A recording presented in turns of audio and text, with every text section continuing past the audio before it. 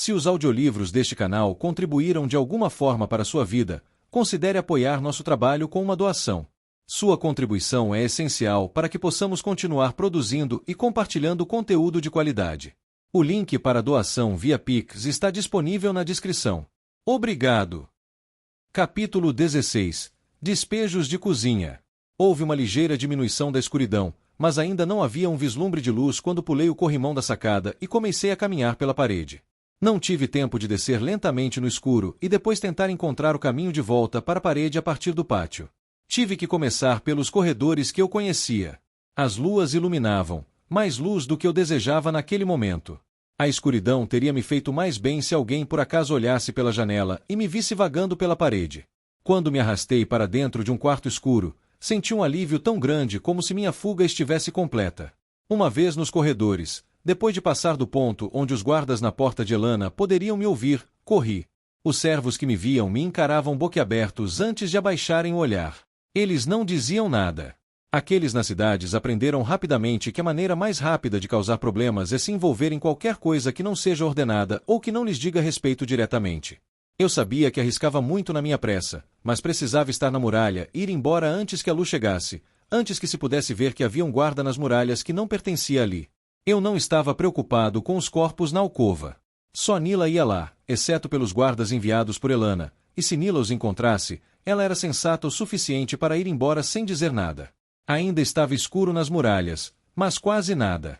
Loevin havia sumido, mas um raio de luz surgia no horizonte. Eu não podia me dar ao luxo de refazer o caminho que já havia percorrido, então me afastei de Ulugai e do cilindro de pedra. Caminhei com mais ousadia agora, embora ainda evitasse os guardas. Não havia tempo para me esgueirar nas sombras. Então cheguei a um pequeno pátio. O portão era estreito, com apenas um guarda. A luz que saía de uma porta revelava uma grande carroça de 2 rodas com um cavalo. Enquanto eu observava, um velho magricela saiu com uma grande tina e despejou seu conteúdo na carroça. O cheiro me disse o que era: restos de cozinha. Logo a carroça de rodas altas sairia dos muros em direção ao depósito de lixo, pois Lanta não tinha esgoto como Kazeli. Quando o velho voltou para a cozinha, desci para o pátio, corri até a carroça e entrei. Afundei-me em restos de carne estragada, cascas de frutas, cascas e vegetais meio podres.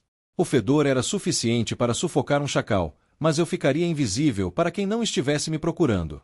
Mais 3 vezes, latas de lixo foram esvaziadas em cima de mim. Então, finalmente, a carroça rangeu para frente, e alguém acordou o guarda no portão com xingamentos. O guarda resmungou sobre ter que ficar de serviço onde não havia ninguém com quem conversar e onde ele tinha que ajudar o homem da limpeza a entrar e sair.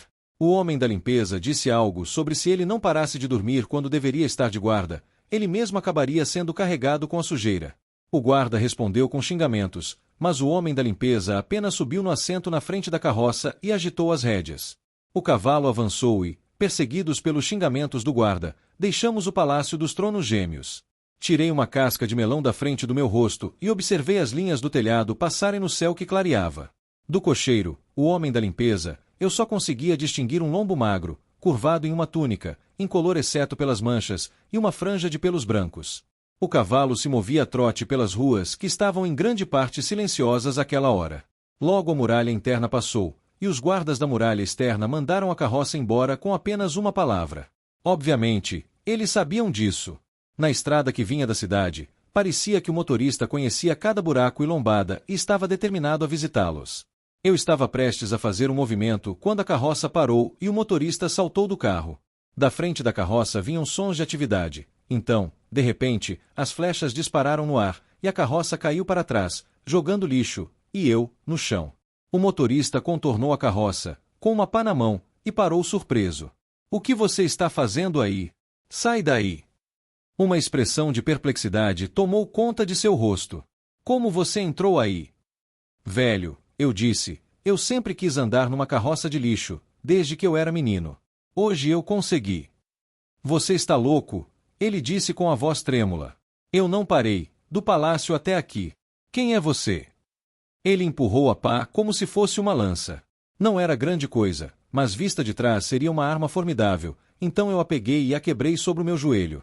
"Não posso parar para responder às suas perguntas, velho. Comece a caminhar de volta para Lanta, e eu pego seu cavalo e sigo o meu caminho." Eu deixaria isso com você, mas tem um longo caminho a percorrer, e você estará em casa em menos de 1 hora. Levar o cavalo? Você já quebrou minha pá. Se levar o cavalo, com certeza vou apanhar. Provavelmente vai doer mais o chicote do que você, magricela como você é. Olha, você não é tão velho assim. Não volte para o palácio. Diga que é um homem livre e encontre trabalho. Aí você não vai apanhar. Você quer dizer fugir? Ele parecia chocado. Mas e se eu não conseguisse encontrar trabalho? Como eu comeria? Onde eu dormiria? Estendi a mão e toquei no olho do homem. Ele cambaleou 2 passos para trás e sentou-se na rua. Parecia surpreso, sentado ali com uma das mãos sobre o olho. Isso vai aumentar logo, eu disse. Diga a eles que você foi atacado. Você lutou, mas eles eram muitos para você. Mostre o seu olho, e talvez eles não te derrotem. Um sorriso se abriu em seu rosto. Obrigado, mestre. Obrigado. Ele se levantou e correu pela estrada, olhando por cima do ombro a cada passo, sem dúvida para ver se eu havia mudado de ideia. Assim que consegui ver melhor a fera, fiquei tentado a chamá-lo de volta e fazê-lo pegá-la. Como ele achava que alguém o puniria por perder uma criatura tão esparsa estava além da minha compreensão. Pensei que poderiam recompensá-lo por se livrar dela. Mesmo assim, subi nele e o coloquei em movimento. Percebi que ele não tinha nenhum jeito de andar. Apenas caminhava lentamente. Mas parecia sólido o suficiente, apesar de toda a sua aparência. Decidi ir para o local onde as tendas estavam, para seguir o rastro das lanças. Provavelmente haveria uma comemoração quando me encontrassem de volta da Terra dos Mortos. Eu estava me aproximando do local onde havíamos acampado quando um cavaleiro irrompeu de uma ravina e enfiou uma lança no meu peito. Ei, cidadão, ele disse, o que você está fazendo aqui, montado numa cabra e cheirando como uma? Barto, eu disse, se você não tirar essa lança do meu rosto, eu vou pegá-la e arrancar todos os seus dentes. Meu senhor. A ponta da lança caiu, e ele se aproximou, ainda sem acreditar. Lorde Vulgar. Sou eu, Bartu, vivo, ainda que um pouco desgastado e precisando de um banho. Havia umidade nos olhos dele e nos meus também, mas havia muita poeira no ar. Mayra disse que você viveu, meu senhor, mas depois que Lord Harold desapareceu também. Harold foi embora. Instiguei o cavalo a trotar, ou mais próximo disso que ele conseguiu. Vamos para as tendas imediatamente. Você me conta tudo o que aconteceu, desde o começo. Vou tentar, Lorde Vulgar, disse ele. Depois de 3 dias fora, ficamos preocupados. Orne e eu fomos até Mayra. Ela nos expulsou. Disse que éramos tolos. Disse que sua vida estava por um fio e que estávamos atrapalhando-a enquanto ela tentava impedir que o fio se rompesse.